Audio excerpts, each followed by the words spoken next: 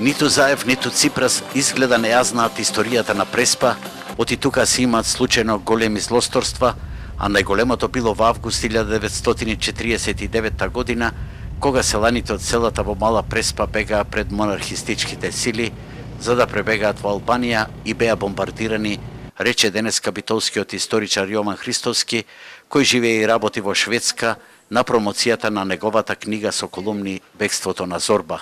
Таму има неколку стотици жртви цивили кои се погребани во масовна гробница во Роби, на само неколку километри каде што беше потпишан Преспанскиот договор, напиша Христовски во една од неговите колумни. Заев требаше да понесе еден венец и кога тргнаја на пат од Нивици за Утешево на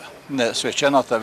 Виручек беше всушност, требаше да и венецот да го спушти во водите на Преспанското езеро како еден почит на цивилите македонците кои беа бомбардирани и загинаа тука, на тоа место каде што беше потпишан договорот. Тој со својот активен однос кон сегашните случувања смета дека промената на името ќе создаде безперспективност. Мојот став е дека јазикот и идентитетот се многу важни да се зачуват, додека за името на жалост, тука не се скриви само грците или нивниот притисок, туку и ние внатре се ги имаме замешано доста работите, така да мораше да се најде некое решение заради младите во Македонија, за да може Македонија како земја да оди напред.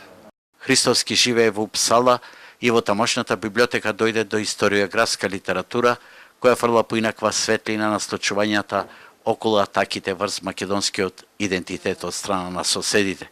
Насловите на колумните се интригантни, како трговија со идентитети, јужната македонска граница и преговорите со Грција, културниот геноцид во Егејска Македонија, етничка или граѓанска македонска нација и така натаму.